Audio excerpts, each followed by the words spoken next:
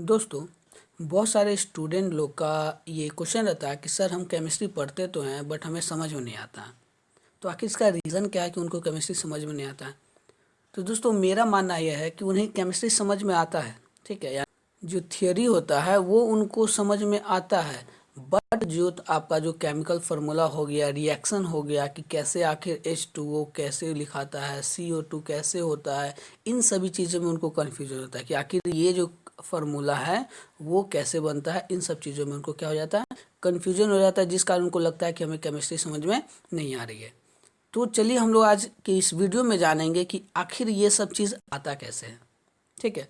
तो इस सब का बेसिक चीज़ क्या है, इसके बारे में मैं इस वीडियो में आपको बताऊंगा। तो अगर आप भी वैसे स्टूडेंट में से हैं जिनको केमिस्ट्री समझ में नहीं आती है तो बने रहिए इस वीडियो के साथ, ताकि आपको आगे कभी ये दिक्कत का सामना नहीं करना पड़े।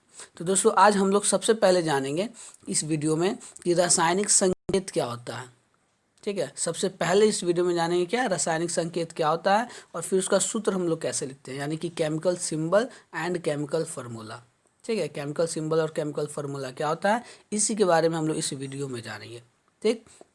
तो चलिए आगे बढ़ते और जानते हैं कि रासायनिक संकेत क्या होता है।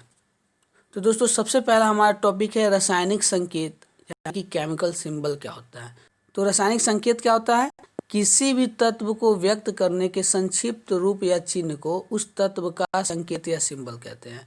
यानी कोई भी तत्व हो, जैसे हमारा मान लीजिए कार्बन है, ठीक है। तो कार्बन को हम लोग शॉर्ट में क्या लिख सकते हैं, सी। तो ये सी इसका क्या हो गया, संकेत हो गया, यानी सिंबल हो गया, ठीक है। तो इसी को हम लोग क्या बोले, संकेत या सिंबल। क्योंकि कोई भी तत्व हो उसको संक्षेप में हम लोग किस तरीके से लिखते हैं, कौन से साइन से देते हैं, वही उसका क्या कहलाएगा, संकेत कहलाएगा, यानी सिंबल कहलाएगा।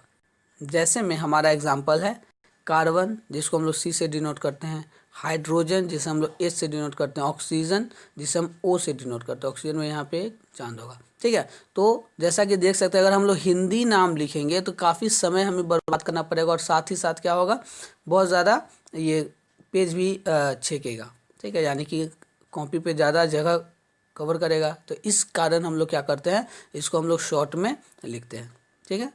चलिए अब हम लोग आगे बढ़ते हैं।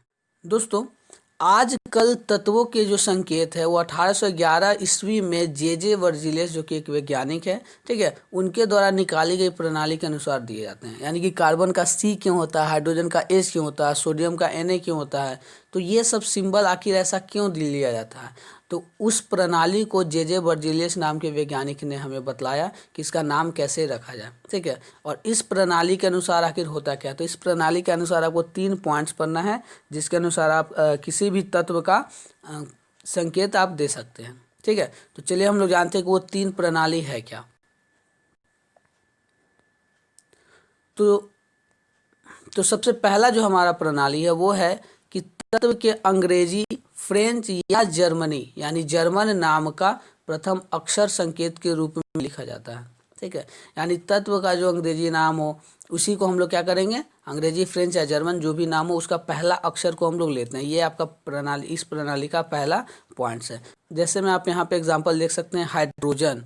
तो हाइड्रोजन का जो इंग्लिश वर्ड है वो एच से स्टार्ट होता है, ठीक है। तो एच के लिए इसका नाम एच संकेत इसका हो गया।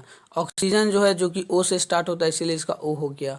और कार्बन यानी कि जो सी से स्टार्ट होता है, इसीलिए इसका सी हो गया, ठीक है। चलिए अब हम लोग आगे जानते हैं दूसरा हमारा रूल क्या है, यानी दूसरा प्रणाली क्या है।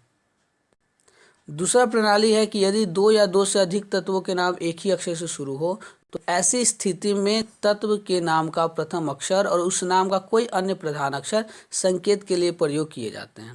यानी कि कभी कभी ऐसा सिचुएशन आता है कि एक से ज़्यादा तत्वों के नाम एक ही अक्षर से शुरू हो, तो पहला रूल के अनुसार हम लोग पहला लेटर तो ले नहीं सकते हैं, ठीक है। तो इस स्थिति में हम लोग क्या करेंगे कि उस तत्व का पहला अक्षर और साथ ही साथ उस तत्व का नाम का कोई अन्य प्रधान अक्षर, यानी बीच का कोई अक्षर हम लोग ले सकते हैं संकेत के रूप में। अब जैसे में हम लोग एग्जाम्पल देखते हैं, तो जैसा कि आप यहाँ पे एग्जाम्पल देख सकते हैं कि जो बेरियम है, ब्रोमीन है और बिस्मथ, ये तीनों ही बी से स्टार्ट हुआ है, ठीक है। तो इस स्थिति में हम लोग क्या किए, पहला लेटर तो लिए, साथ में इसका जैसे बी ए से है बेरियम तो बी ए ले लिए, बी आर से है ब्रोमीन तो बी आर ले लिए, और बिस्मथ बी आई से है तो बी आई ले लिए। इस तरीके से आप देख सकते हैं तीनों का जो हमारा यहाँ पे है, तीनों का संकेत अलग अलग हो गया, लेकिन पहला अक्षर तीनों का क्या है, सेम है। तो ऐसा कंडीशन जब भी आएगा, यानी कि दो तत्व का नाम एक ही अक्षर से शुरू होगा, तो उस स्थिति में हम लोग दो अक्षर लेंगे। यहाँ पे गौर करने वाली बात ये है कि आप लोग हमेशा ध्यान रखेंगे कि जब दो संकेत में दो अक्षर का यूज हो तो पहला लेटर हमेशा आपको कैपिटल लिखना है और फिर दूसरा लेटर हमेशा स्मॉल लिखना है। कभी भी आप दोनों लेटर को कैपिटल नहीं लिखेंगे। जैसे आप बी ए लिखना है तो आप ऐसे नहीं लिख सकते हैं, ठीक है। बी आर लिखना है तो ऐसे नहीं लिख सकते हैं, ऐसे लिखिएगा तो क्या हो जाएगा, गलत हो जाएगा, ठीक है। तो हमेशा क्या करना है, पहला लेटर कैपिटल और दूसरा लेटर स्मॉल होना चाहिए, ठीक है। ये आप हमेशा ध्यान रखिएगा, नहीं तो केमिस्ट्री में जो केमिकल फार्मूला है, जो सिंबल, इसका बहुत महत्व होता है। अगर आप गलती से अगर बड़ा छोटा अलग अलग लिख देते हैं, गलत लिख देते हैं, तो उसको काट दिया जाएगा, फिर आपको नंबर नहीं मिलेगा। तो जिस तरीके से आपको समझाया जाता है उसी तरीके से आप ये लिखेंगे, ठीक है। चलिए हम लोग आगे बढ़ते हैं और तीसरा रूल को हम लोग देखते हैं कि तीसरा रूल है क्या। तो तीसरा रूल है कि कुछ तत्वों के संकेत उनके लैटिन नाम, लैटिन एक भाषा होता है, जैसे हमारा हिंदी भाषा है, ठीक है, इंग्लिश भाषा होता है, तो इस तरह लैटिन भाषा होता है, ठीक है, यानी लैटिन नाम के आधार पर बनाए गए हैं। अब जैसे हम लोग यहाँ पे क्या करेंगे, एग्जाम्पल देखेंगे कि इसमें कौन कौन सा एग्जाम्पल आएगा। तो जैसे में आप यहाँ देख सकते हैं सोडियम, सोडियम का जो लैटिन नाम होता है वो होता है नेट्रियम, जो कि Na से स्टार्ट होता है, नेट्रियम। इसलिए इसका Na वर्ड यानी कि शुरुआत का दो लेटर लिया गया है, नेट्रियम यानी Na।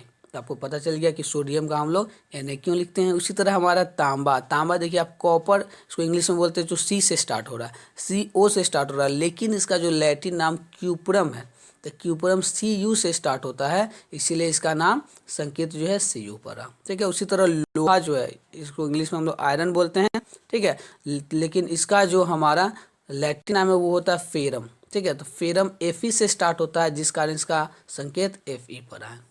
और एग्जाम्पल यहाँ पे पोटेशियम, पोटेशियम आपका PO से स्टार्ट होता है, ठीक है, बट इसका जो लैटिन नाम है वो कैलियम होता है, इसलिए इसका K से स्टार्ट होता है, इसलिए इसका संकेत कैलियम का K हुआ, ठीक है। यानी पोटेशियम का संकेत क्या होता है, K होता है। उसी तरह है हमारा सोना, सोना का क्या होता है, गोल्ड इंग्लिश में इसको बोला जाता है, बट इसका लैटिन नाम ऑरम होता है, जिस कारण इसका संकेत हम लोग AU लेते हैं, ठीक है। उसी प्रकार हमारा चांदी, चांदी को सिल्वर बोलते हैं, बट इसका इंग्लिश नाम मतलब जो लैटिन नाम है इसका वो होता है अर्जेंटेनम। आप यहाँ पे स्पेलिंग देख सकते हैं, अर्जेंटेनम ARGENTUM। तो अर्जेंटेनम होने के कारण ही इसका A और दूसरा लेटर G लिया जाता है, जिससे इसका संकेत हो जाता है AG। तो चलिए अब हम लोग आगे बढ़ते हुए देखते हैं कि संकेत का आखिर महत्व क्या होता है, यानी संकेत क्यों जरूरी है, इसका क्या फ़ायदा है जिसके कारण हम लोग संकेत का यूज़ करते हैं।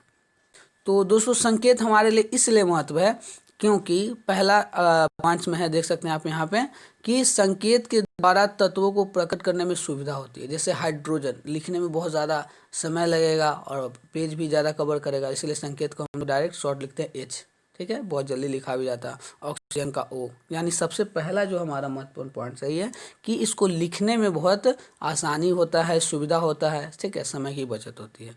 दूसरा पॉइंट है आपका कि किसी तत्व का संकेत उस तत्व के नाम के साथ साथ उसका परमाणु संख्या भी बताता है, यानी कोई भी तत्व का संकेत है, उसका तत्व जो है उसका नाम भी बतलाता है, साथ में उसका परमाणु संख्या बताता है कि वो कितने नंबर पर आता है। जैसे मैं देख सकते हैं O का अर्थ क्या होता है, O का अर्थ होता है ऑक्सीजन, और O से कितना संख्या पता चलता है, परमाणु संख्या, तो ऑक्सीजन का परमाणु संख्या क्या होता है, 8 होता है।